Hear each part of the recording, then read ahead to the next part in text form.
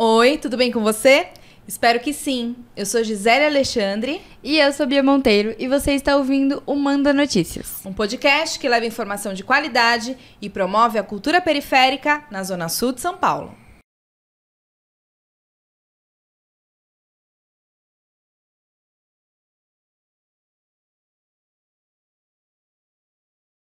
Hip hop é bem mais que uma expressão artística, bem mais que um ritmo. Desde sempre ele gera articulação, educação, renda e transformação social. Enquanto cultura urbana surgiu na periferia de Nova York, entre as comunidades caribenhas, afro-americanas e latino-americanas na década de 70. O contexto social era de violência e criminalidade nesses bairros, e a única forma de lazer possível para os jovens era nas ruas. Pois é, Bia, e em 2023 o hip hop completa 50 anos, 40 anos aqui no Brasil, a minha idade, hein? E eu acompanhei esse movimento aqui na Zona Sul. Tô muito feliz de trazer hoje duas referências do rap nacional aqui pra nossa mesa, pro nosso episódio. Bora conhecer? Bora conhecer, gente. Bem-vindos, meninos. Salve. Gaspar e Alan. Valeu pelo convite. Alan Shark e Gaspar Záfrica Brasil. Muito feliz de ter vocês aqui. Bia, obrigado pelo convite. Prazer, Satisfação estar aqui gente. trocando essa ideia com vocês. Muito da hora. Vocês estavam também na nossa lista já tem um tempinho pra gente entrevistar, que a gente tava com essa vontade, né, Gi? Sim, sim. A gente tava se preparando pra este momento. É verdade. E eu queria perguntar, a gente sempre pergunta de primeiro assim, como é que vocês chegam no território da Zona Sul? Se vocês nasceram aqui, se chegaram depois, como que rolou essa conexão mesmo com o território? E como eles também, como estar nesse território também abastece vocês de arte e cultura. Começou aí, mano? Quer começar, Gaspar? Não sei. Eu? É. Bom, eu sou cria da Zona Sul, sabe? Nasci e me criei, moro na Zona Sul. E eu sou da região ali do Campo Limpo, Capão Redondo, Taboão da Serra, Embu das Artes, porque o bairro que eu moro é ali no Maria Sampaio, sabe? Onde eu cresci é o Maria Sampaio. Só que a rua de trás já é Rosana, Capão. Subiu a Estrada do Pirajussara, já tô no Embu. Subiu o Sampaio, vai até o final do Sampaio, já tá no Jardim Leme, é Taboão. Então é o perímetro do extremo sul da Zona Sul ali, né? Da divisa dos bairros e dos municípios. E foi ali que eu cresci. E minha referência artística começa com meu pai, né? Eu sempre falo que eu sou filho de sanfoneiro. E aí eu venho desse universo da música nordestina, do forró, do coco, do repente, do baião, da literatura de cordel, desse universo da música nordestina, com influências do meu pai, o samba também, né? E depois, quando eu fui ficando mais aborrecente, eu conheci a cultura hip hop. E aí eu conheci primeiro a música rap, acho que o hip hop no contexto geral, mas a gente ainda não tinha entendimento do que era a cultura como é hoje, né? Não tinha informação na época. Mas a minha identificação inicial foi com a escrita, com a poesia, né? Com as letras de rap e com os DJs, né? Que a gente ia para os bailes, começou indo para os bailes, acompanhar os DJs, as variações de ritmos, os bailes de original funk, os bailes blacks. E depois... Sempre o baile das escolas? Também. Opa! Tinha. Nos anos 90, eu estudei no Kennedy, né? E ali no Kennedy, na rua da escola do Kennedy, tinha o Leloges, por exemplo. Não sei se você lembra. Sim.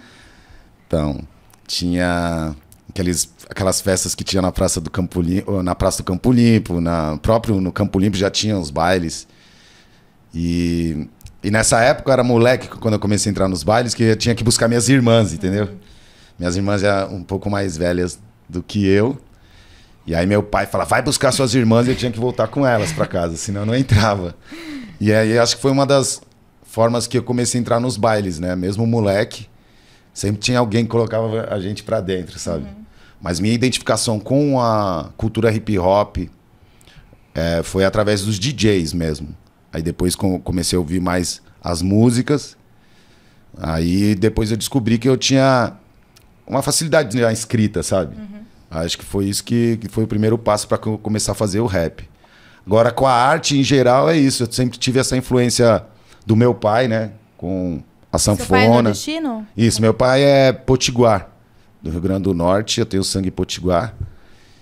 E eu cresci indo nos forró com meu pai, sabe?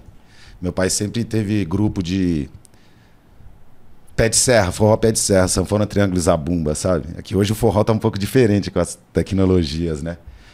Mas era o forró tradicional, que existe ainda bastante. E aí, acho que meu primeiro contato com a arte foi com o meu pai mesmo, com o forró. E aí depois, ficando mais velho, eu tive contato com o hip hop, com a música rap, que é inevitável, né? No lugar onde eu cresci, inevitável. E você, Alan, como é que você chega no território? Como que você se conecta com a gente aqui? Já estreou na Zona Sul? Nasci aqui. Nasci ali em Santo Amaro, no hospital ali, né? No Zona Sul. E cresci no Alto do Riviera, na Camura, correndo ali pelo Cagohara, Jardim Boa Sorte, morei no Copacabana, ali no fruto sou filho do Jardim Ângela ali, percorri a maioria dos bairros, percorro a maioria dos bairros do distrito ali. Meu primeiro contato com a cultura hip hop vem nos anos 90. Tinha um grupo lá no Alto do Riviera, que é um grupo chamado The Boys MCs. Foi o primeiro grupo de rap que eu vi cantando, devia ter uns 13 anos de idade. Isso aí em 1993, por aí. Na escola, quermesse de escola e tal. Os caras já dançavam e tal. Tinha um chebeira. Mas ali ainda eu era muito menino, eu curtia e tal, mas eu ainda não ouvia rap na minha casa, né? E aí, em 95 ou 96, por aí, acredito que 94 talvez, meu irmão chegou com um disco do Consciência Humana. Aquele que tem... não sei se o nome Fodam-se Todas as Regras e Seus Poderes, mas é aquele disco que tem o lado vida e o lado morte, que tem rajada e tal. E aí foi o nosso primeiro equipamento de som também, que minha mãe tinha comprado lá, um 3 em 1 e tal. E aí colocou pra tocar, e na hora a gente se identificou, porque cantava a nossa realidade, apesar dos caras ser da Zona Leste, mas periferia, realidade parecida e tal.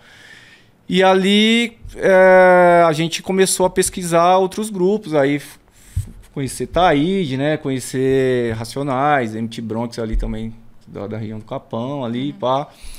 E conhecer várias outras referências, ouvir rádio, gravar fitinha. E logo em seguida a gente começou a escrever, digo a gente porque meu irmão também, o Anderson, começou a escrever os nossos primeiros raps e tal, falando inicialmente das nossas dores, dos nossos desafios, né? De sobreviver ali e de angústias e de sonhos e tudo mais. E isso aí por volta de 96, e 97 pega firme mesmo ali pra valer, e a gente começa a fazer rap mais firme e tal, tocar, circular a cidade toda, ter acesso à cidade através do rap, depois conhecer a fundo o hip hop, todos os elementos e tal, entender o que era aquela cultura, o que é essa cultura. E hoje a gente produz várias paradas, né, mano? Hoje a gente tem um Mocambo lá, um coletivo Fora de Frequência que eu faço parte, existe há 17 anos. Fundamos o Mocambo, que é um espaço especializado na cultura hip hop há 5 anos, fundado há 5 anos lá no Alto do Riviera também, lugar que a gente nasceu. Vamos falar mais sobre esse espaço, que é super importante. E o território, como todo, ele é potência em várias perspectivas, né? Culturais, falando de cultura, alimenta a gente de várias formas, né? Com a dança, com a poesia, com as produções audiovisuais, hoje em dia com os podcasts, né? O território é muito rico em produção. Massa. Sabe o que eu acho que é legal, Bia? Quando a gente traz artistas que já estão na caminhada há mais tempo, as referências mudam, né? Porque quando a gente traz os mais jovens, é sempre Racionais, cara. É sempre Racionais. Só que na nossa época existiam outros, né? E pra mim, Záfrica era super referência. Então, é muito legal porque a gente mostra que é isso, né? A Zona Sul, Racionais tem uma super importância, mas não era só Racionais que movimentava a cultura no nosso território nos anos 90, E não sei se vocês têm essa visão, mas acho que o Racionais, ele tava muito paralelo também com o crescimento ali de vocês, né? Na época, talvez. Porque ele foi mais ou menos no mesmo período, né? Sim, Eu comecei em 93, falar de anos, né? Comecei em Tem que 93. entregar a idade. Não E vai. aí os África foi formado em 95, né? E a gente tá junto até hoje, 28 anos. Mas os primeiros shows que eu fui foi os shows do Reflexo Urbano, que é um grupo que é do Tanque, do Peso Pesado Tanque, os shows do Taíde, dos Irmãos Metralhas, ali no Cris, DJ Dri, e show do Racionais também. Acho que o Racionais é referência desde essa época também, né? Mas pra mim, a minha máxima influência sempre foi o Taíde. Aí depois comecei a ouvir outros raps também, né? Mas o primeiro rap que eu aprendi a cantar foi os Irmãos Metralhas, né? O rap da abolição. Sim. E é isso, Taíde é referência para o movimento hip hop brasileiro, né? Assim, é muita coisa. E acho que é uma oportunidade para a gente explicar o movimento hip hop. Vamos falar sobre ele, porque aqui a gente trouxe, né? A gente trouxe grafiteiro já, então a gente já, né, já falou sobre. A gente traçou uma linha, né? Mas acho que agora queria que vocês explicassem, assim, porque o Gaspar trouxe na primeira fala dele, né? Todas as vertentes que envolvem esse movimento. Conta aí mais. Quer falar, né? Fala aí. Posso começar. O educador. Vamos, educador. O hip hop, ele tem os 4 elementos tradicionais dele, né? E aí eu viro o quinto, que é o conhecimento, né? Então o DJ, o MC, o break, o grafite e o conhecimento. Todas as artes trabalham o conhecimento, né? Por isso que é importante. E depois ele vem se desdobrando, assim. Ele vai se apropriando de diversas linguagens e trazendo para a linguagem jovem. Que o hip hop tem 50 anos no mundo, 40 no Brasil, porém se mantém jovem. Né? As gerações vão se renovando. E hoje domina muito bem o audiovisual, né? Já trabalhava com cinema no seu início também. Tipo, o filme Beat Street foi um dos filmes que chegaram aqui, que contribuiu para que a galera daquele tempo, que estava implementando o hip hop, mas não sabia direito o que era a cultura, a entender mais sobre a cultura e aprender nomes de movimentos de dança, técnicas de grafite e outras coisas mais e tal. E começa a trabalhar a educação, né? O Gaspar é um dos pioneiros nisso também, e trabalhar o lance da educação nas quebradas e tal, por meio dos elementos da cultura hip hop. E a moda, a economia, várias outras fitas. Então, acho que é importante assim, falar sobre a cultura hip hop. Existem as expressões artísticas, né? Que aí é a música, a dança e a arte visual, né? Artes plásticas. Mas aí, para desenvolver essas expressões artísticas, aí foram se desenvolvendo os elementos da cultura hip hop, né? Então, os elementos básicos, como o Alan falou, é isso. O DJ, o MC que faz a música, né? O grafiteiro, o grafite que faz o lado da arte visual e a dança, que é o b-boy, a b-girl, que a gente fala que é o breaking dance, né? E aí esses são os elementos básicos que faz parte dos primórdios da criação da cultura hip hop. Mas quando se fala de conhecimento, né? Quando o África Bambaataa define o quinto elemento, que é o conhecimento, é tudo isso que está ao redor da nossa cultura hip hop. Então vai muito mais além dos elementos, né? Nem todos nascem, às vezes têm o dom ou conseguem desenvolver e ser um artista de hip hop. Mas existem outros campos de atividade dentro da nossa cultura que é necessário também fazer esse trabalho de formação, entende? Então, se você não foi um b-boy ou não foi um DJ, mas você pode ser o cara que cuida da luz, o cara que arruma os toca-discos, você pode ser um técnico de som, fazer o PA, você pode ser o cara que filma, o videomaker, você pode ser o produtora, pode ser produtor musical, que não necessariamente é o DJ, sempre. Ou o empresário, a produtora que vende show. Você pode ser o jornalista, o cara que faz a revista. Então, quando se fala de elementos e define, o África Bambaataa definiu muito bem o conhecimento, é tudo isso que permeia o universo da cultura hip hop. Então, o Kool Herc é o criador da cultura hip hop, né? Em 1973. E o África Bambaataa foi o cara que teve essa visão de unificar, né, e transformar esses elementos que eram espalhados em Nova York. E ele teve esse papel tanto da visão cultural, social e educacional, de juntar os elementos e transformar numa cultura. Que aí ele registrou, acho que no mesmo ano, né? Sim, se eu não me engano. 12 de novembro de 73. Isso, que aí inclui a Universal Zulu Nation, né? E eu sou membro Zulu também, da primeira geração de Zulus do Brasil. Que a gente foi batizado na casa do hip hop em Diadema, que é a primeira casa de hip hop do Brasil também. Hoje são várias casas de hip hop espalhadas no Brasil inteiro. Mas a primeira foi a casa de hip hop em Diadema, no Caiema.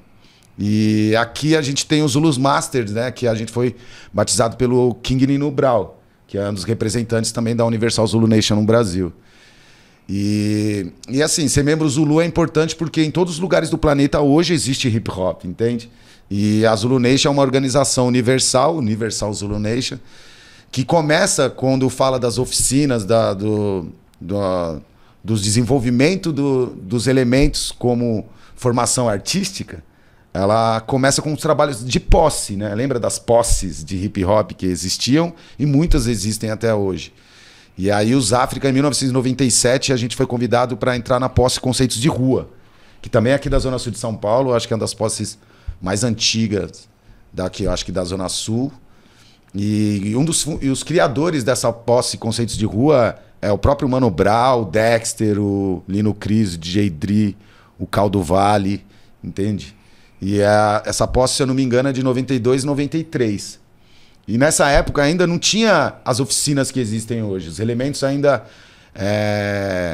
não tinha todas as informações, né? As informações que a gente tinha eram de vídeos que a gente conseguia, né? As fitas cassete, as fitas... Como que é aquelas fitas grandes?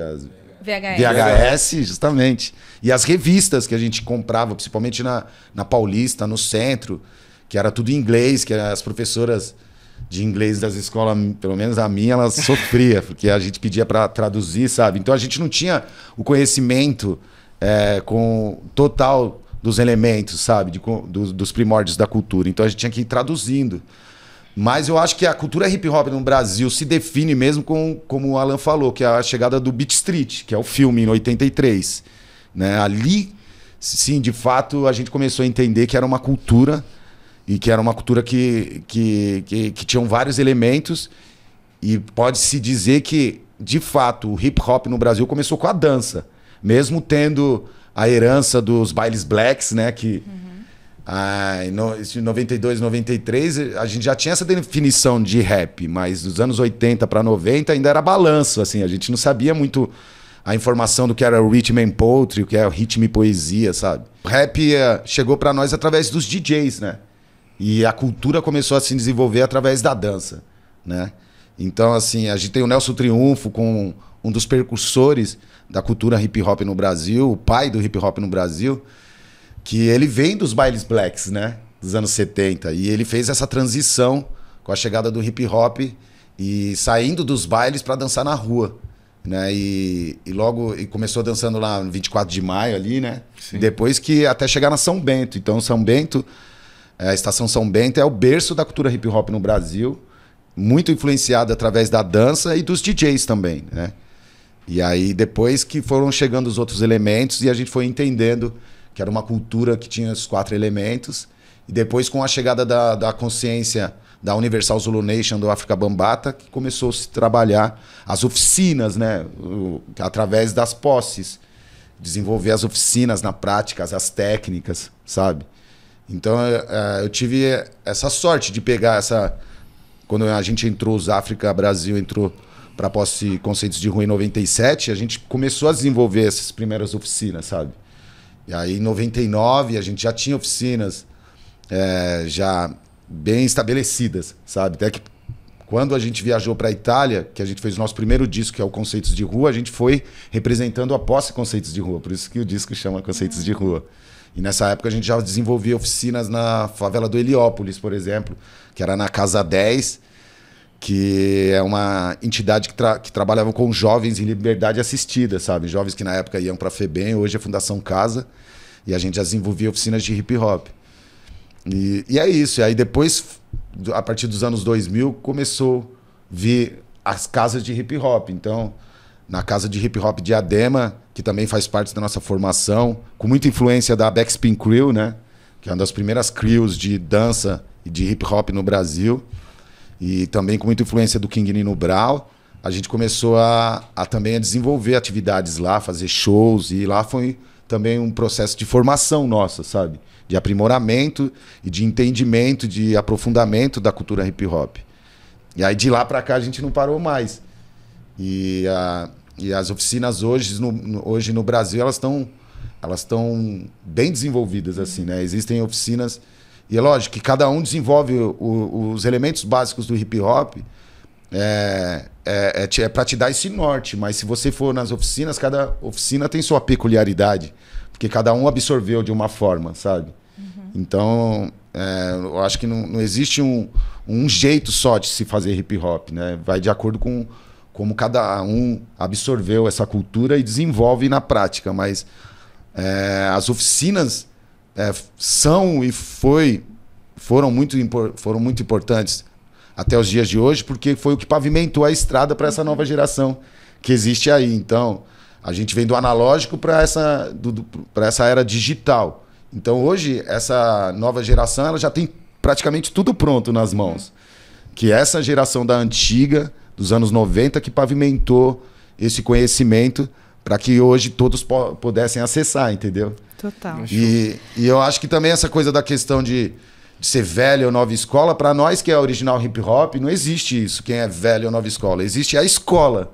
E qual é a escola? A escola que mantém a nossa cultura e a nossa tradição viva. Então, o nosso trabalho é para manter o hip hop vivo. Nessa comemoração de 40 anos de hip hop no Brasil e de 50 anos no mundo, a nossa luta é para que a cultura continue se desenvolvendo e se mantenha viva, sabe? Gente, que aula, hein? Nossa, Gaspar, muito obrigado por isso. Devia ter conversado com ele antes. Porque eu acabei de dar uma aula no Educapão na quinta-feira, né, Bia? Sim. Que eu falei, mano, que vergonha. Não, mas é isso, né? Eu trouxe a minha vivência, eu trouxe alguns elementos, eu apresentei para os jovens e eu acho que esse é o nosso papel, assim, de não fazer essa história morrer, da gente falar das nossas referências. E eu trago sempre as minhas referências e... Nossa, muito legal conhecer isso um pouco mais a fundo. Na próxima aula, eu já vou passar esse trecho do podcast. Tipo, nossa, tipo, já adiantou uma aula aí pra mim. Sim, e eu acho legal que o hip hop, ele se mostra, e sempre se mostrou como um movimento muitíssimo organizado. Sim. Sabe? E que serviu de exemplo para outros movimentos de música, como o funk hoje, sabe? Sim, que o funk, ele tá se organizando, ele é, querendo ou não, no Brasil recente. E o hip hop, ele já chegou organizado, não já chegou organizado, lógico, mas ele foi se organizando e com uma trajetória muito bem escrita durante o tempo, né? E lembrando que a batida do funk é a batida do África Bambata, sim, que é o Miami sim. Bass, que misturou com os ritmos nossos brasileiros, mas a base do original funk é James Brown e do funk, que, né, nessa abreviação que existe no movimento aqui no Brasil, é a batida do África Bambata. É isso aí. E aí, Alan, fala pra gente das suas inspirações, do seu início, né, nessa, porque você também tem uma longa trajetória nesse movimento. Fala um pouco da sua vivência aí, como é que tudo começou. Eu sou muito grato ao hip hop porque é o seguinte, eu era uma pessoa, um jovem, que eu não tinha uma identidade formada ainda, eu não tinha um gênero musical que eu ouvia ainda, não tinha uma forma de me vestir, eu ainda, sabe, adolescente... Tateando, quem é você? Tá né? Cru ainda, né? E aí, quando eu encontrei a cultura hip hop, ali eu comecei a formar uma personalidade, um estilo de roupa, as pessoas que andavam comigo também começaram a viver essa mesma cultura e tal. A gente contribuiu na nossa formação e na nossa formação enquanto pessoa, a identidade, né? O colocar o boné, o jeito de andar, a calça larga, o jeito de trocar ideia, o jeito de olhar o mundo, né? Tipo, tinha uma visão rasa sobre várias questões. O hip hop ajudou a aprofundar muito, apresentou muitas referências. A partir do rap eu comecei a ouvir soul, ouvir funk, ouvir jazz, ouvir bossa nova, ouvir samba. Então, porque o rap, falando especificamente do rap, os caras sempre, as minas sempre citavam alguém na música. Ah, Jorge Ben, Tim Maia. E aí quando você vai começar a produzir a sua música, você precisa ouvir outros gêneros musicais, porque o rap, ele, da forma tradicional que se produziu o rap, surge através do sample. Que você tira um pedacinho de uma música que já existe, que de alguma forma te toca, que traz uma representatividade muitas vezes ancestral, e você compõe uma nova música em cima daquilo. Então, a partir disso, abriu vários horizontes. E aí, falando de isso na década, como eu vivia isso na década de 90, né? E de como ampliou os meus horizontes. Eu tive interesse em fazer faculdade depois, porque o hip hop me mostrou que era possível, contribuiu muito na autoestima, na elevação da autoestima, de acessar a cidade, de saber que pô, você é um ser periférico, mas tem um mundo para você desbravar. E então ele é educação o tempo inteiro. E quando você vai dar uma oficina de grafite, não é só técnica que você vai ensinar ou que você vai trocar experiências ali, conhecimento com os educandos, com as educandas. A partir de um grafite, por exemplo, você vai grafitar um indígena, você fala sobre a história indígena do Brasil, sacou? Você vai compor uma música tratando do enfrentamento ao racismo. Você vai destrinchar parte da história dessa pegada no Brasil e no mundo.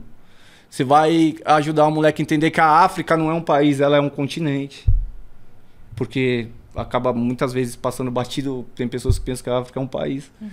Então você consegue aprofundar várias questões, introduzir, mostrar caminhos, introduzir a pessoa a entender que existe vários caminhos e que ela pode escolher o caminho dela. Que ela não precisa ficar enjaulada que nem o sistema capitalista ele acaba impondo de certa maneira para quem não tem uma condição social elevada, e além do racismo e de todas as outras questões que envolvem a sociedade. Então, o hip hop, ele contribui a você, mano, quebrar limites o tempo inteiro. Além de salvar muitas vidas, né? Com certeza. Caramba. É um estilo de vida, né? Eu acho que é isso. Você vive de uma maneira, sei lá, muito mais humana, empática e olhando, refletindo mais sobre as coisas que acabam passando por você e que às vezes você não reflete sobre. E destrincha também, né? Porque a gente fala nesse ponto de estar ligado com a educação. A educação, ela utiliza de uma linguagem ali, talvez, muito presa a outros contextos sociais. E o hip hop, ele traz essa linguagem para o nosso contexto social, traduzindo muitas coisas, traduzindo a história, traduzindo a literatura, traduzindo referências e trazendo para onde isso se conecta com a gente. Então, ele é isso, salva vidas nesse ponto, de fazer a gente entender a nossa história como forma de música, como forma de arte, como forma de cultura, que às vezes a escola não consegue tocar nesse ponto, né? Das ruas. E como forma de enfrentamento também, né? Porque ele acaba demonstrando, tipo, por exemplo, um rap, quando ele canta o rap dos anos 90, cantava muita questão ligada a chacinas, a violência policial, narrava algumas histórias e denunciava. E aquilo, muitas vezes, tinha como protagonista jovens periféricos em variadas situações. E ajudava, problematizava certas questões e mostrava pra gente, pô, mano, não é normal você ficar tomando um enquadro violento no escadão porque você tá trocando uma ideia. Não é normal chegarem aqui e matar um de nós à toa. Cuidado com os caminhos teoricamente mais fáceis. Não vai por aqui. Você pode ir por aí, mas tem aqui e tem aqui. Escolha seu caminho. Né? Inclusive tem discos com nomes similares a esse, né? Ou igual a esse. Escolha seu caminho, o nome do disco do Racionais. Tem esse nome mesmo, né? E enfim, estamos aí vivendo isso até hoje porque realmente o bagulho é foda. É que a música rap, ela educou muitas mentes, principalmente na periferia, porque a realidade que eu via no rap, era o mais próximo que eu via era no samba. Principalmente os sambas partido alto, sabe? Os sambas mais antigos. Próprio Bezerra da Silva, né? falava muito da realidade próxima do que a gente vivia, né? Na periferia. E depois, quando o rap veio, assim, escancarou a nossa realidade. Então, se tem um ritmo hoje, além do samba, é o rap que faz esses questionamentos da visão política, social, sabe? Que traz o contexto cultural, principalmente da memória, né? Porque, historicamente, no processo colonial, as memórias da formação do povo brasileiro foram arrancadas. E a imposição do português que a gente fala foi uma imposição da visão colonial, sabe? E eram pessoas contando a nossa história, mas que não viviam a nossa realidade. Então, o rap foi o cronista dos nossos tempos, porque somos agentes da nossa própria história, da nossa própria memória. Então, se hoje a gente fala para o mundo, da periferia para o mundo, é a gente contando a nossa própria história, não a história de como eles contavam falando da gente, sabe? Então, eu acho que o rap também, uma boa parte da música popular brasileira, da música nordestina e do samba especificamente, eu acho que o rap ele veio de uma forma mais incisiva, falando de uma realidade que pouco se dizia. E uma realidade difícil mesmo, principalmente quem viveu os anos 80, 90, né? E o começo dos anos 2000, eram realidades problemáticas. Hoje ainda a gente tem diversos problemas no Brasil, mas o rap continua sendo esse alerta, né? Esse discurso de bater de frente com os resquícios do sistema colonial que a gente vive até os dias de hoje. Sim. Então, se tem uma música hoje que bate de frente, que fala a realidade, é o rap. Sim. Entende? Uma música de transformação, né? Uma música para transformar as pessoas, para mudar a vida e a visão das pessoas. Não músicas como existem, que é para entorpecer, sabe? Que é música que não transforma, sabe? Então, quando a gente fala que hip hop é arte, que o rap é arte, por quê? É arte que transforma, sabe? Então, a arte, para mim, ela causa uma transformação. No que eu acredito em arte, a causa transformação. E não entorpece, sabe? Então, hip hop, por mais que muitos têm preconceito com a música rap, porque as pessoas querem que a maioria dos povos e do nosso povo fique vivendo um mundo que não existe, do mundo pré-estabelecido. Eles não querem que as pessoas pensem, sabe? Então o rap faz você pensar, faz você refletir sobre a sua realidade, sobre os problemas do mundo, te prepara para o mundo lá fora, porque a gente sabe que é cruel, entende? Então eu acho que se tem um ritmo hoje que continua firme e forte, muito também a música rap, porque existe essa cultura, né? Os elementos que mantêm essa visão e essas tradições vivas. Então, se tem uma música reflexiva que até os dias de hoje, e espero que seja daqui mais 100 anos, mais 50 anos, daqui 100 anos de hip hop, vai continuar sendo essa música de protesto, de falar sobre a realidade do mundo que a gente vive. E o rap se adapta para todos os lugares. Aqui a gente fala da nossa realidade que a gente vive aqui no Brasil, mas tem rap em todos os lugares do mundo. Em todos os lugares do mundo, por mais que seja em países de primeiro mundo também, tem suas problemáticas. Sim. Entende? O rap na Palestina é uma arma muito forte. Então, eu acredito que o rap, para mim, é muito mais que música e entretenimento. Em si é uma luta, faz parte de uma luta. Luta de um povo, luta de gerações. O rap traz o lance da ancestralidade. O rap é o porta-voz das problemáticas que existem no planeta. E principalmente no Brasil, nas periferias do Brasil, onde a gente tem muitos problemas. Então o rap é o que relata isso, entende? E o rap também influenciou o jornalismo periférico. Quando a gente fala de narrativa para contar as histórias do nosso povo, que é uma narrativa que reforça potencialidades, mas não romantiza a violência, também vem dessa ideia de que o rap contava as nossas histórias. Então, como a gente, dentro da comunicação, pode fazer isso acontecer também e contrapor narrativas que são colocadas por pessoas que não vivem a nossa realidade, né? Sim. Então, eu sempre falo que a minha escolha por fazer jornalismo de quebrada, e sempre foi essa a minha escolha, eu nunca teve uma outra, foi porque eu vivi, eu aprendi com o rap a contar histórias a partir de uma outra lógica.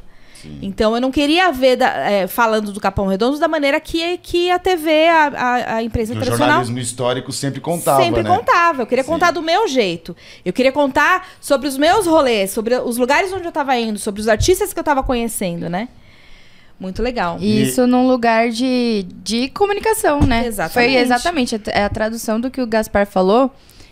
O rap conseguiu trazer essa narrativa dentro da música. O jornalismo periférico, ele traz essa narrativa pra dentro da comunicação de outras formas. E a gente vai criando... A gente é o rap. Ah, não, a gente é o hip hop. Isso, e o vai jornalismo... criando vertentes. E o jornalismo periférico que vocês desenvolvem, e hoje na Quebrada cresce e está cada vez mais forte, mostra a periferia em suas diversas riquezas, né, culturais, a visão da riqueza do nosso povo. Porque o que aparecia antigamente era só a problemática, era só as mortes, né? O que aparecia nas notícias populares, o que aparecia... como até hoje ainda existem programas sensacionalistas que sempre mostrava a periferia como um lugar de problemas, né? De morte, lugar perigoso, sabe? Então, é muito importante o trabalho que vocês desenvolvem para mostrar que a periferia não é só isso. Porque, historicamente, eles mostravam que o único... não era um lugar bom de se viver, porque lá onde é perigoso, onde as pessoas morrem, a qualidade de vida é baixa, a perspectiva de vida era muito baixa. E isso não é verdade. Na verdade, eu acredito que a periferia é o centro, sabe? Porque as riquezas de tudo parte da periferia. Os talentos no esporte, na arte, na educação...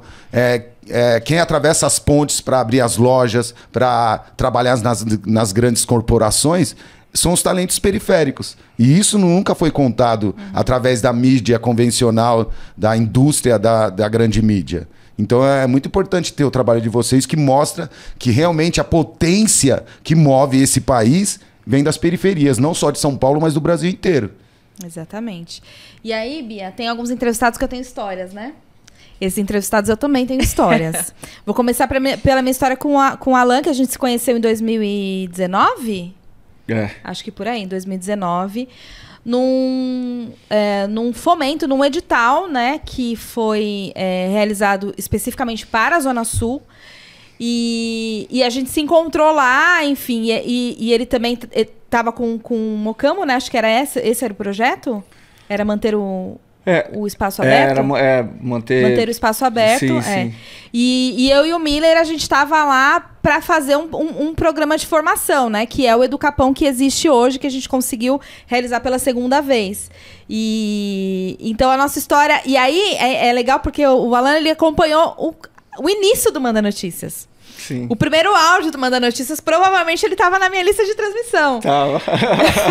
Então isso é muito legal, né? Porque hoje a gente estava conversando aqui nos bastidores e ele falou, nossa, meu, como cresceu, né? Tão legal ver o Manda Notícias. Fala aí um pouco dessa experiência, nossa experiência. Foi da hora. Acho que primeiro a gente se identificou rápido, né? Sim, nesses encontros. sim. Começamos a trocar uma ideia e tal. E... eu acho que eu conheci o Manda Notícias antes de chegar o áudio, porque eu vi vocês trocando, confabulando, construindo isso de alguma maneira, né? Naqueles encontros e tal. E depois eu participei de um dos episódios, eu tava lançando uma música que homenageia a minha mãe e as várias mães. Primeira temporada, de eu acho, Quebrada, né? chamada Gratidão, né? E... Se pá, ele estreou o Manda Cultura no Manda Notícias, né? Sim, se pá. E foi...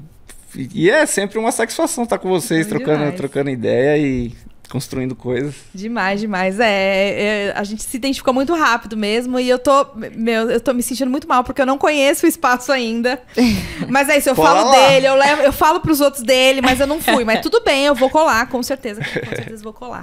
E muito bom ter você aqui agora, assim, no ao vivo, no vídeo. Traçando um ciclo, né? Uma história aí do Manda Notícias. E com o Gaspar, nossa, agora a gente entrega a nossa idade, né? Apesar de eu já ter falado no início.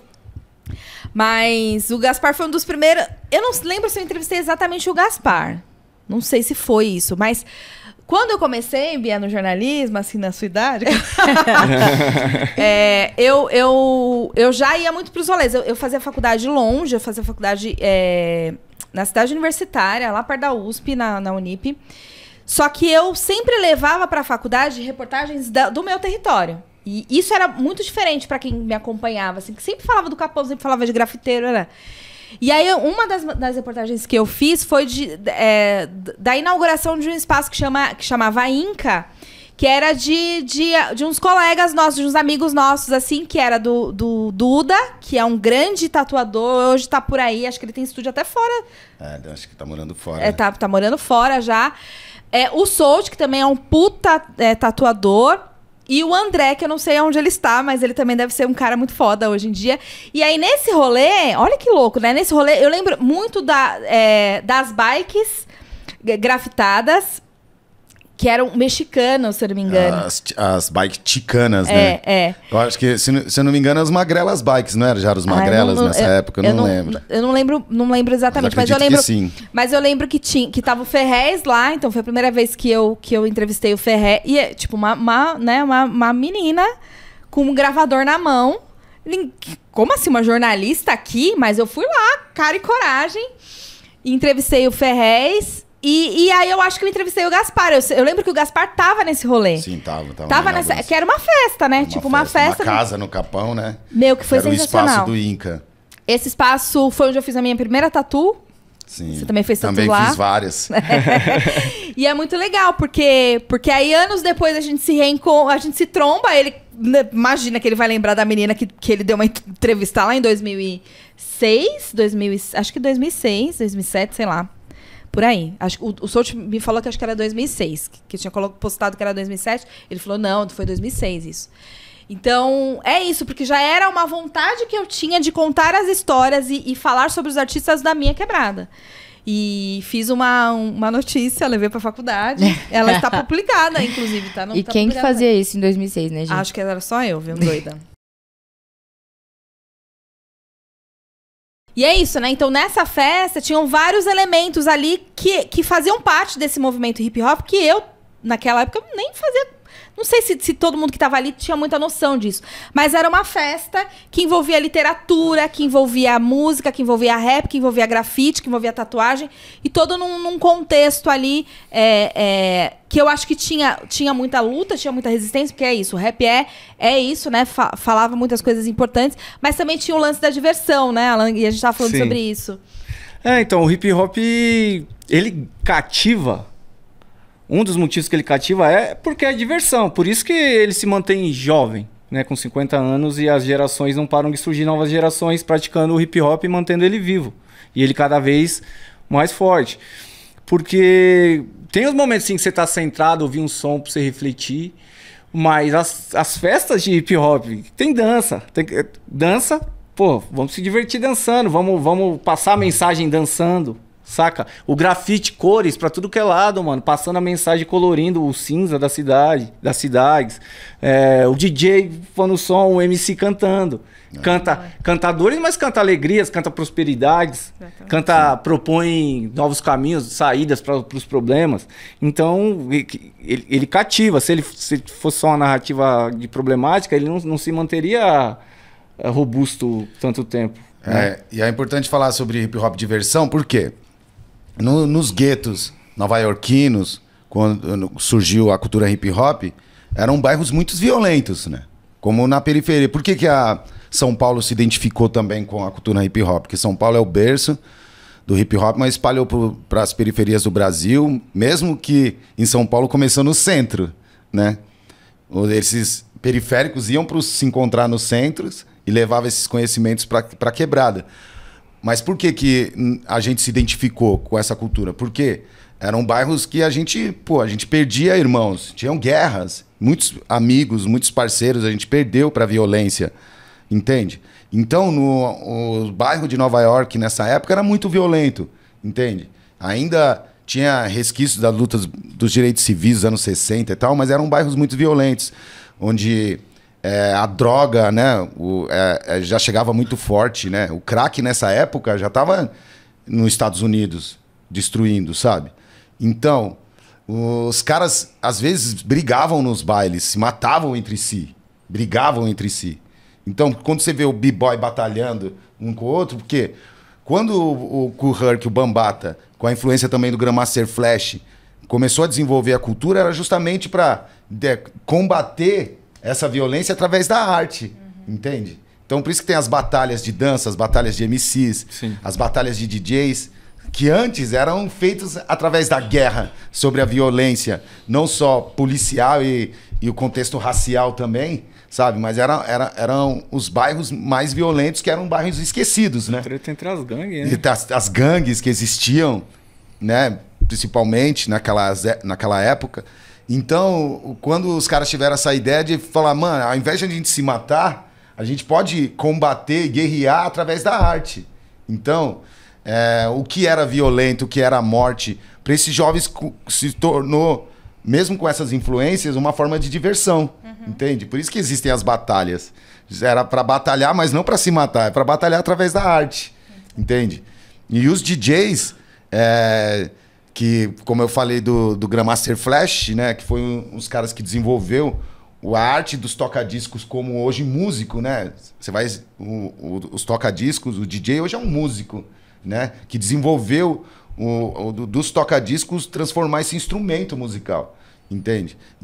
Começou também através das batalhas. Hoje você vê, nós temos campeões mundiais na dança, na arte do DJ, entende? E foi uma forma de substituir a violência, né?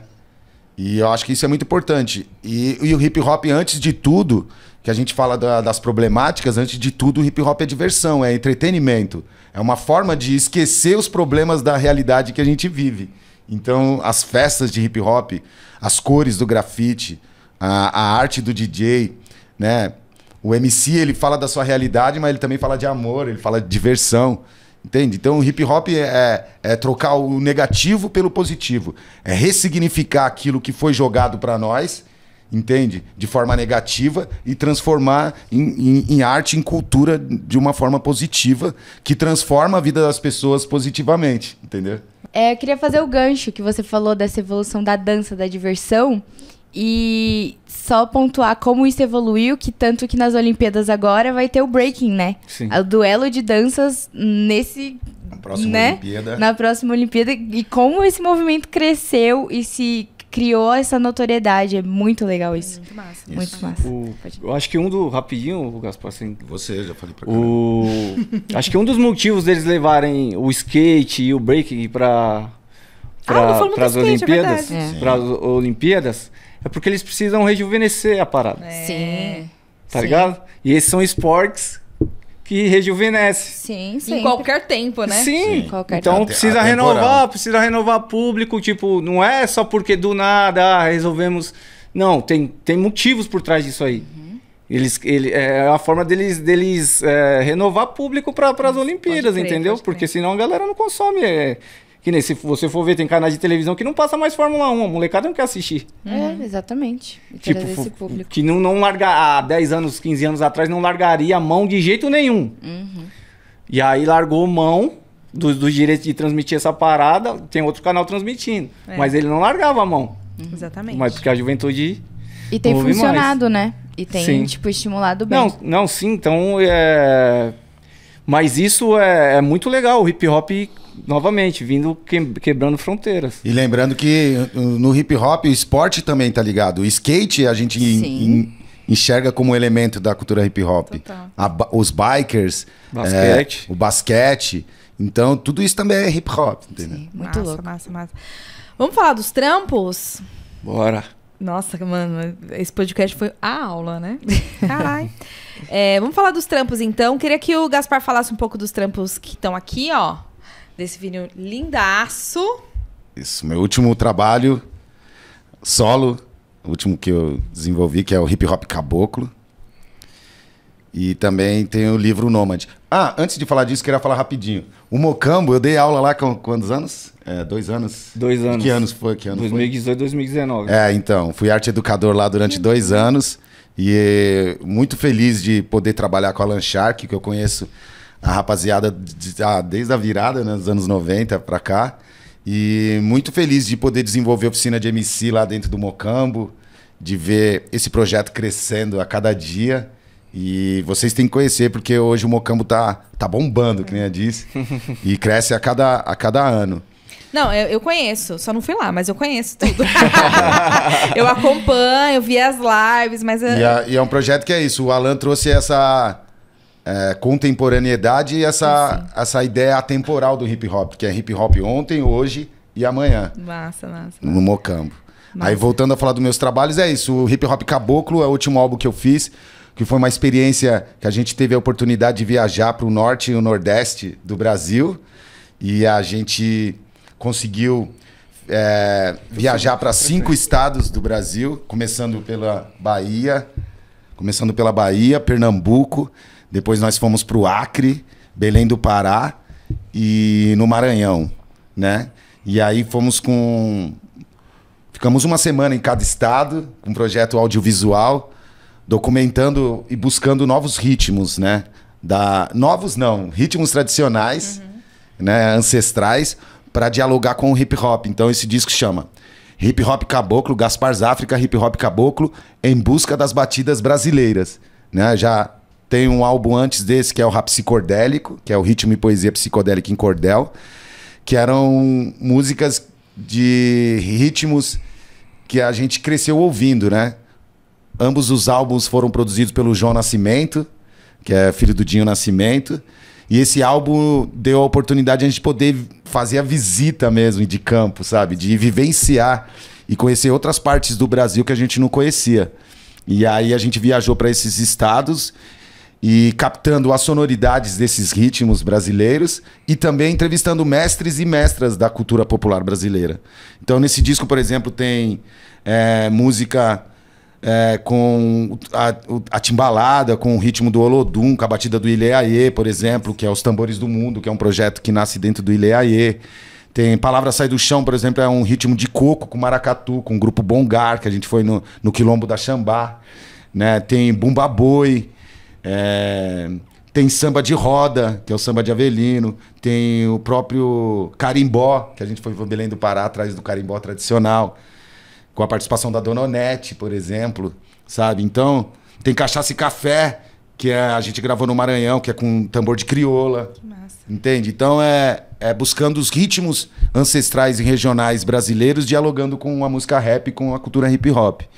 E a gente teve a oportunidade e o prazer de poder vivenciar e fazer esse álbum, que também está em todas as plataformas digitais, mas também a gente conseguiu materializar ele em vinil, porque a cultura do vinil, para nós, que é da cultura hip hop, a gente vive a cultura do vinil e a cultura continua viva, né? E a gente pôde materializar esse álbum. E também eu acho que esse ano, no começo do ano que vem, sai o documentário dessas entrevistas e de como foi essa viagem que a gente fez pelo Norte e o Nordeste. E é isso, Hip Hop Caboclo, quem puder ouvir. E quem quiser o vinil, dá um salve, que a gente tá mangueando na rua. E aí o livro, e conta do nome, o Nômade, né? É isso, o livro é um livro que a gente fez, que é um livro interativo dos 5 elementos do hip hop. Então a ideia desse livro era justamente mostrar os elementos da cultura hip hop e desenvolver o conhecimento. Então, na capa tá o B-Boy Banks, da família Backspin Crew, eterno B-Boy Banks, que já partiu e está no universo, nas galáxias, e para nós ele está vivo. E através da arte do grafite, então ele está na capa. Esse é um livro também que ele vem com CD ainda, mas também está em todas as plataformas digitais, produzido pelo DJ Dri, e também tem uma produção aqui do Lupiência, do grupo Nomadic Massive. Esse livro, aí o rap é escrito por Gaspar, né? Falando dos elementos, né? E também ele está em PB e em HQ, para ficar fácil de ler as letras. E também todas as artes do livro, tanto da capa e os desenhos que estão para colorir dentro, que está em preto e branco, é da arte do grafiteiro Mirage, do Agnaldo Mirage. E aí o Gaspar deu o livro pro Pedro, e aí o Pedro falou, ai mãe, é tão lindo. Eu falei, mas é pra você pintar, mãe, será que eu vou pintar? Tipo, ele achou tão lindo tudo, e ele tá com medo de pintar e estragar. Eu falei, não, mas é pra pintar. Então, ele é interativo, é pra você ler, ouvir e pintar. Né? E aí o grande brincadeira do livro, né, entretenimento, é realmente você pintar o livro inteiro e mostrar, falar, terminei de pintar o livro inteiro e tal. E aí é um livro que eu falo que traz esses sentidos do conhecimento do hip hop, que é o 5º elemento, e a história de um nômade, né, que é um viajante. Nós somos descendentes dos nômades coletores, né? E aí existem muitos nômades pelo planeta hoje, de diversas formas, e a ideia é essa, dar a volta ao mundo através dessa visão do hip hop. Muito lindo, muito E lindo. a gente encontra os livros disponíveis aonde? Isso, quem puder dar um salve, Gaspar Záfrica, no Instagram, no Facebook. Diretamente com o artista. Isso, dá um salve. Esse livro também saiu pelo Litera Rua, deve ter no site do Litera Rua. Manda Mas um salve no Manda Notícia também, que a gente conecta você com o Sim. Gaspar. agradecer também assim, a Vinil Brasil, que prensou esse álbum. Também agradecer também ao Itaú Cultural, que nos possibilitou o Projeto Rumos a fazer essa viagem. Mas quem quiser comprar, dá um salve pra mim, que a gente está mangueando. Eu mangueio na rua e vendo pela internet. Muito Da hora. E você, Alan? Conta que você anda aprontando. Ah, Você apronta eu bastante. me mantenho firme aí como MC, fazendo meus sons e tal, lançando meus discos, meus singles e tal. Mas o meu foco... o MC é o elemento que me apresentou o hip hop, né? A música rap me apresentou o hip hop. O MC é onde eu comecei a praticar o hip hop e eu mantenho firme até hoje. Mas no decorrer do tempo, eu fui entendendo outros caminhos dentro da cultura hip hop, que nem o Gaspar trouxe alguns. Hoje eu sou produtor cultural, sou gestor do Espaço Mocambo lá, junto com a galera do coletivo Fora de Frequência, que a gente atua há 17 anos aí com a cultura hip hop como fonte de geração de renda, de educação, arte e cultura nas quebradas, proporcionando o direito ao acesso à cultura e o de se produzir. Então, a partir do momento que a gente começou a acessar os editais por meio dos projetos, isso aí há mais de 10 anos atrás, a gente ali, sem saber exatamente que a gente estava trabalhando com economia criativa, nessa perspectiva, a gente começou a contratar artistas para participar dos nossos eventos e começamos a desconstruir mais a fundo, há 5 anos atrás, uma questão que acho que precisa ser superada, que é entender os artistas de qualquer segmento, e não interessa se ele é seu vizinho ou não, como um profissional ou uma profissional. Então, quando a gente fundou o Mocambo, a partir do Fomento à Cultura da Periferia, que é um dos maiores editais voltados para a periferia, a gente ampliou esse entendimento e ampliou esse leque de movimentar a economia, de contribuir na movimentação da economia local a partir das contratações de técnicos e artistas e de tentar desconstruir essa relação do apenas vem tocar no meu evento que você vai divulgar o seu trabalho. Então o grande lance não, eu vou tocar no seu evento, vou divulgar o meu trabalho, vou potencializar a sua festa e vou receber para isso. E você porque me isso é ensinou meu isso trabalho. também.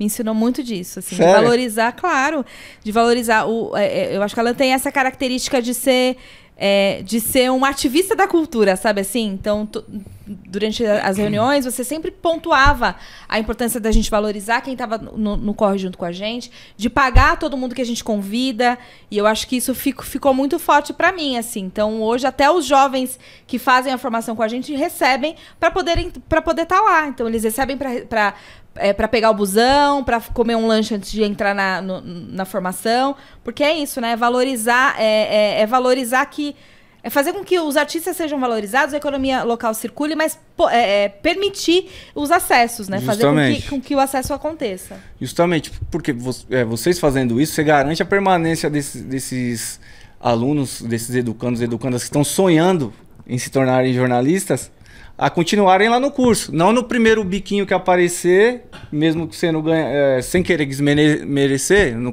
primeiro bico que aparecer por X reais. Ele vai pensar, pelo menos, né? Ele vai poder escolher. Ou ele... Justamente. Agora, se ele não tem essa garantia com uma estrutura para ela estar presente no curso, ele não tem muito o que escolher, entendeu? Ele está sonhando, ele abre mão do sonho para poder fazer um trampo que não vai ser nem permanente, tá ligado? Tipo, pode ser só de alguns dias, mas ele já vai ter perdido uma pá de conteúdo relevante para ele fazer o sonho dele se consolidar. Exatamente. E nosso trampo é público, né? esse dinheiro vem do público e ele retorna para o jovem de periferia. Essa é a nossa ideia, trazer esse retorno para ele, tanto com conhecimento, cultura e financeiro. E já convido vocês para colarem lá. Tem o MC Salva-Vidas, lá tem uns moleques que faz um rap lá. É mó da hora, mó da hora. Aí só para finalizar, e aí eu me mantenho respirando a cultura... Politicamente? Dessa maneira, né, de problematizar certas questões, porque nem todo mundo enxerga também essas questões, então é legal pontuar, Importante. Tá ligado? E me mantenho efervescente fazendo música, né? Eu sou produtor musical, eu faço meus sons e tal. Recentemente lançamos... Além de eu fazer meus sons, faço com outros parceiros, né? Tipo... Conta aí sobre esse Enfim. lançamento. Foi semana passada? Lançamos o... SP Selva de Pedras. Há 15 dias lançamos o single SP Selva de Pedras. Selva de Pedra, eu, o Gaspar e o Jonas Rosa. Que já teve aqui no Manda Notícias. Sim, pelo coletivo Fora de Frequência. Saiu o single, tá em todas as plataformas digitais aí. Saiu o videoclipe também. Que tá lindão, vi. A gente tá alcançando resultados interessantes, né, Gaspar? É mesmo. Tá e bombando. foi uma experiência muito legal. Eu agradeço muito o Gaspar e o Jonas por ter participado, a galera do coletivo Fora de Frequência por ter ajudado a tornar uma realidade. E a galera do audiovisual que somou também para fazer o videoclipe. E, pô, uma honra, mano, ter feito mais um som contigo. Eu que agradeço. E com o Jonas. Que massa. E assim, o Alan Shark, ele além de fazer esse trabalho de produção dos projetos, ele é produtor musical e também mixa muito bem, faz o trabalho de masterização, tem esse conhecimento também dos registros, das obras. Então ele, dentro do Mocambo, ele faz o trabalho completo do artista, desde a sua formação até a hora de poder lançar um produto e lançar algum trabalho. Então, essa expertise, esse conhecimento, eles têm dentro do Mocambo. Eu acho que é muito importante para os jovens hoje que estão buscando esse conhecimento, esse entendimento e tem essas perspectivas de se lançar artisticamente. O Mocambo faz também esse trabalho de formação. Então, eu acho muito importante o trabalho que eles fazem nessa região do Jardim Ângela, né?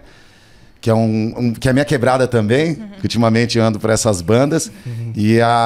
Eu acho muito importante, porque esses coletivos, esses quilombos urbanos, né? O Mocambo é mais um quilombo urbano de diversos projetos que existem em várias quebradas. O Mocambo é mais um que está em ascensão e que mostra essa diversidade mesmo da riqueza, não só da cultura periférica, mas da cultura hip hop como um todo, sabe? Para os jovens, para os homens, para as mulheres, para todos, né? A galera LGBT também, a galera...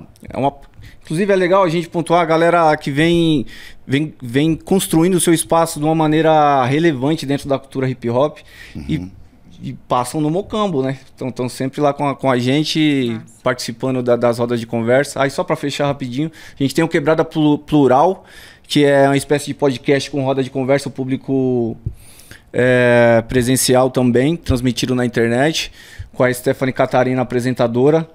E aí e tem o Mocambo Vivo, que são os últimos projetos que a gente vem trabalhando com mais ênfase, que o Mocambo Vivo, quando começa a baixar o lance da pandemia, e aí a gente volta a escrever, a tentar respirar a cultura e fazer cultura, porque até então a gente tinha parado para distribuir cesta básica pra galera, essas paradas, né, que foi necessário se fazer.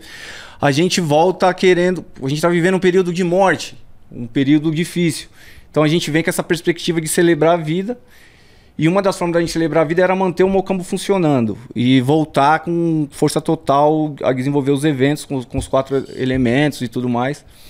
E a gente vem tocando esse barco. Queria agradecer aqui rapidamente o André Questione, a Luciana, o Anderson, a Bia, a Stephanie, a Jamile, o Pezão, que é a galera que vem trampando mais a fundo com a gente o desenvolvimento dos trabalhos aí no coletivo Fora de Frequência e no Mocambo.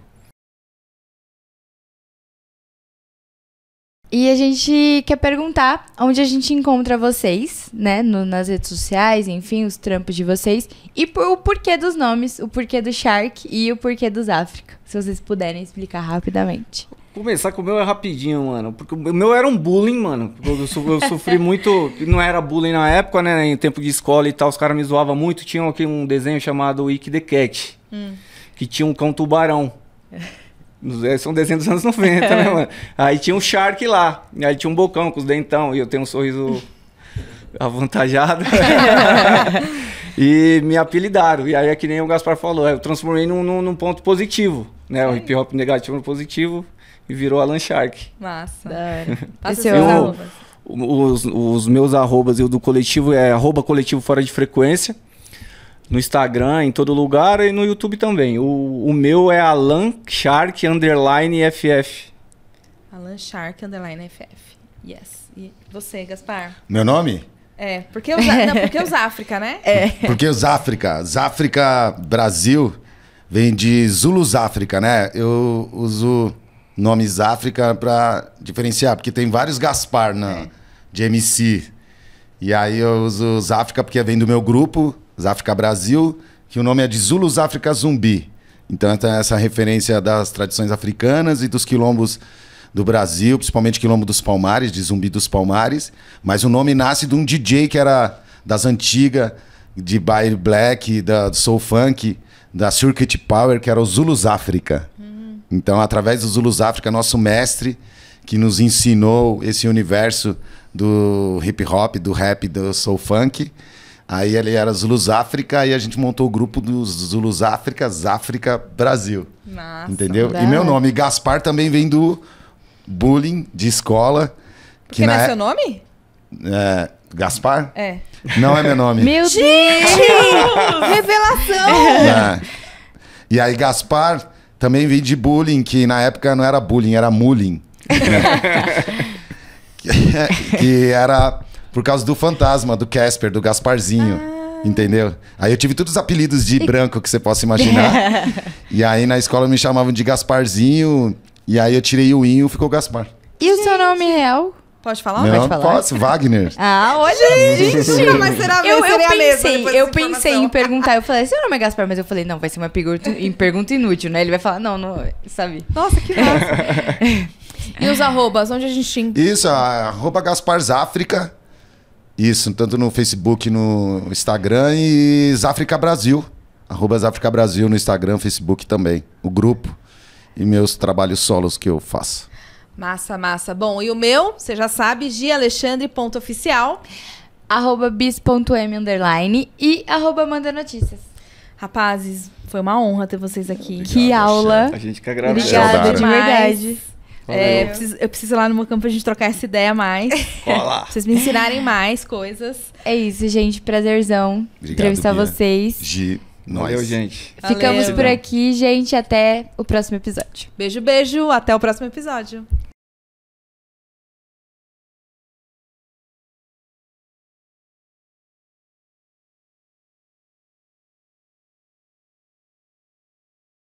Essa temporada tem produção da Pauta Periférica em parceria com a Dois Neguinho Filmes. A direção de audiovisual é de Miller Silva, produção de Robson Santos e apresentação de Gisele Alexandre e Beatriz Monteiro. Esse projeto Manda Cultura foi contemplado pela 7ª edição do Fomento à Cultura das Periferias, uma iniciativa da Secretaria de Cultura da cidade de São Paulo.